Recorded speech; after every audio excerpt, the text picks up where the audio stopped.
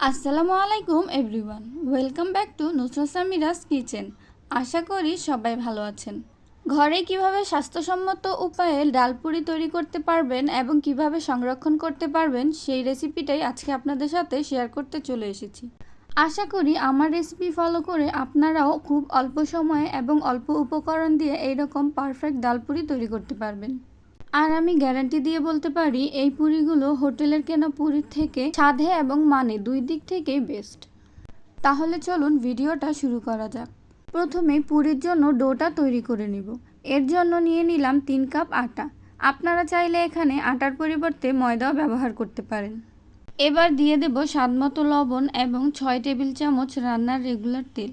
এখানে আমি 3 কাপ আটা ব্যবহার করেছি, তাই প্রতি 1 কাপ আটার জন্য 2 টেবিল চামচ করে তেল হিসেব করলে 6 টেবিল চামচ হবে।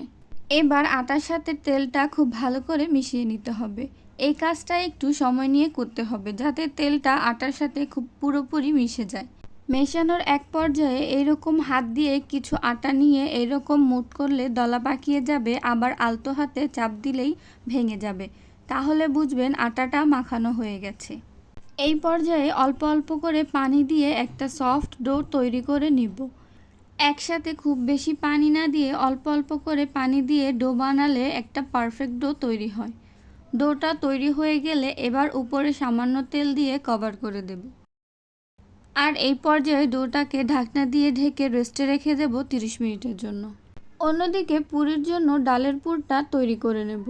একটি প্যানে দিয়ে দিলাম পরিমাণ মতো তেল এবং হাফ কাপ পরিমাণ পেঁয়াজ কুচি। এবার নেড়েচেড়ে পেঁয়াজটাকে ব্রাউন কালার করে ভেজে নেব। অনেকেই পুরি বানানোর সময় কাঁচা পেঁয়াজটা ব্যবহার করে, যার ফলে পুরিটা বেলে নেওয়ার সময় ভেঙে যায়। কিন্তু এরকম পেঁয়াজ বেরেস্তা করে যদি পুর বানানো হয় তাহলে পুরিটা সহজে ভাঙে না। পেঁয়াজটা সম্পূর্ণ ভাজা হয়ে গেলে এখন এইখানে দিয়ে দেব আগে থেকে সেদ্ধ করা ডাল। আমি এইখানে 1/3 কাপ ডালকে হাফ কাপ পানি দিয়ে সেদ্ধ করে নিয়েছি। এবার পেঁয়াজের সাথে ডালটা 1 মিনিট মতো ভেজে নেব যাতে ডালগুলো একটু ঝরঝরে হয়। ভেজে নেওয়া হয়ে গেলে এবার কিছু গুঁড়ো মশলা অ্যাড করে দেব। দিয়ে দিলাম স্বাদমতো লবণ, হাফ চা চামচ মরিচের গুঁড়া ও হাফ চা চামচ মশলার গুঁড়া। এবার নেড়েচেড়ে সবগুলো উপকরণ একসাথে মিশিয়ে নেব। ভালোভাবে মেশানো হয়ে গেলে এবার দিয়ে দেব 1/3 কাপ পরিমাণ ধনিয়া পাতা কুচি। আপনারা চাইলে ধনিয়া পাতাটা দিতেও পারেন, আবার নাও দিতে পারেন। এবার নেড়েচেড়ে ধনিয়া পাতাগুলো ডালের সাথে মিশিয়ে নেব। আর দিয়ে দেব এরকম একটা 5 টাকা দামের ম্যাগি মশলার প্যাকেট। আপনারা চাইলে এটা দিতেও পারেন, আবার নাও দিতে পারেন, তবে ম্যাগি মশলাটা দিলে এটার টেস্টটা আরও একটু ভালো হয়। এবার 1 মিনিট মতো নেড়েচেড়ে নিলেই ডালের পুরটা তৈরি হয়ে যাবে। চুলা থেকে নামিয়ে পুরটা ঠান্ডা করে নেব। ফিরে আসলাম 30 মিনিট পর। আপনারা দেখে বুঝতে পাচ্ছেন ডোটা কতটা স্মুথ হয়ে গেছে। এবার আরেকটু মথে নেব। এবার ডো থেকে ছোট ছোট করে লেচি কেটে নেব। আমরা সবাই জানি পুরিটা কীরকম সাইজের হয়, সেই হিসেবে লেচি কেটে নিলে হবে। আমার এখানে পুরির জন্য 25 থেকে 27টা লেচি হয়েছে। এবার একটা লেচি নিয়ে 2 হাতের সাহায্যে চারপাশ থেকে এরকম একটু চেপে চেপে ছড়িয়ে দেব। এইরকম একটা ছোট সাইজের রুটি হবে। এবার রুটির মাঝখানে ডালের পুরটা দিয়ে দেব। পরিমাণ মতো পুর দেওয়া হয়ে গেলে এবার চারপাশ থেকে রুটিটা টেনে এরকম বলের শেপ করে নিব এবং হাতের সাহায্যে চাপ দিয়ে একটু চ্যাপ্টা করে দেব যাতে পরবর্তীতে পুরি বেলতে সুবিধা হয়। আপনাদের বোঝার সুবিধার্থে আমি আরও একটি বানিয়ে দেখাচ্ছি। এই রকম 2 হাতের সাহায্যে চারপাশ থেকে টেনে টেনে একটা ছোট রুটি বানিয়ে নেব। তারপরে এর মাঝখানে দিয়ে দেব ডালের পুর। এরপর 4 সাইড থেকে ফোল্ড করে বলের মতো করে হাতের সাহায্যে চাপ দিয়ে এরকম চ্যাপ্টা করে দিব, তাহলেই হয়ে যাবে।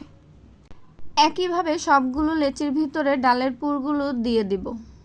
আমার সবগুলো লেচিতে ডালের পুর দেওয়া হয়ে গেছে। এখন একটি বলের মধ্যে সবগুলো লেচি তুলে রেখে একটি লেচি নিয়ে পুরির মতো বেলে নেব। সামান্য একটু আটা ছিটিয়ে দিয়ে এবার পুরিটা বেলে নেব। আর পুরি বেলার সময় খেয়াল রাখতে হবে যেন সাইডে কোনো প্রকার প্রেশার না পড়ে। সবসময় মাঝখানে প্রেশার দিয়ে পুরিটা বেলতে হবে। কথা বলতে বলতে একটি পুরি বেলা হয়ে গেছে। আপনারা দেখে বুঝতে পারছেন পুরিটার সাইজ কীরকম হয়েছে। পুরিটা বেশি মোটাও হবে না, আবার বেশি পাতলাও হবে না, ঠিক এইরকম হলেই হবে। এইভাবে আমি প্রত্যেকটি পুরি বেলে নেব। সবগুলো পুরি বেলা হয়ে গেলে এবার আপনাদেরকে দেখিয়ে দেব কিভাবে পুরিগুলো সংরক্ষণ করবেন। চুলায় একটা প্যান বসিয়ে সামান্য গরম হয়ে আসলে এর মধ্যে একটা পুরি দিয়ে দেব। 2 সেকেন্ড মতো রেখে আবার পুরিটা উল্টে দেব। এই পাশটাও 2 সেকেন্ড মতো রেখে তারপরে উল্টে দেব। এইরকম সাদা হয়ে আসলে পুরিটা তুলে ফেলবো। আপনারা আপনাদের প্রয়োজন মতো যতগুলো পুরি সংরক্ষণ করতে চান এইভাবে সেকে তুলে নেবেন। এর ফলে পুরির ভিতরের পানি ভাবটা হালকা একটু কমে যায় এবং পুরিটা একটু শক্ত টাইপের হয়ে যায়, যার ফলে সংরক্ষণ করার সময় একটা পুরি আরেকটার গায়ে লেগে থাকে না। সেকে নেওয়া হয়ে গেলে পুরিগুলোকে এবার সম্পূর্ণ ঠান্ডা করে নেব। ঠান্ডা হওয়ার পরে পুরিগুলো দেখতে এরকম লাগবে, হাত দিয়ে ধরলেও হাতে লাগবে না। এবার একটা এয়ারটাইট বক্সে পুরিগুলো তুলে রাখবো। ফ্রিজের নর্মাল টেম্পারেচারে এই পুরিগুলো 1 সপ্তাহ এবং ডিপ ফ্রিজে 1 থেকে 1.5 মাস পর্যন্ত সংরক্ষণ করে রাখতে পারবেন। এবার চুলায় একটি কড়াই বসিয়ে তাতে পর্যাপ্ত পরিমাণে তেল দিয়ে গরম করে নেব। তেলটা গরম হয়ে গেলে এবার পুরিটা এখানে দিয়ে দেব। আর দেওয়ার সাথে সাথেই দেখতে পাচ্ছেন পুরিটা কি সুন্দর ফুলে উঠেছে। এভাবেই এক পাশটা যখন এরকম লালচে হয়ে যাবে তখন উল্টে দিয়ে অপর পাশটাও ভেজে নেব। এই পর্যায়ে পুরিটা ভাজা হয়ে গেছে। এখন তেল থেকে পুরিটা তুলে নিয়ে বাকি পুরিগুলোও একইভাবেই ভেজে নেব। আশা করি আমার রেসিপি ফলো করে আপনারাও যদি পুরি বানান আপনাদের পুরিগুলোও এইরকম ফুলকো ফুলকো হবে। আমার সবগুলো পুরি ভাজা হয়ে গেছে। আপনারা দেখেই বুঝতে পারছেন পুরিগুলো কতটা পারফেক্টভাবে হয়েছে। এবার একটা পুরি আপনাদেরকে ভেঙে দেখাচ্ছি।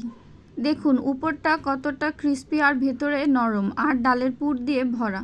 আশা করছি আমার আজকের ভিডিওটা আপনাদের ভালো লেগেছে। ভিডিওটা ভালো লাগলে একটি লাইক করে বন্ধুদের সাথে শেয়ার করে দিবেন এবং আরও সকল নতুন ভিডিও পাওয়ার জন্য চ্যানেলটি সাবস্ক্রাইব করে পাশে থাকবেন। ধন্যবাদ।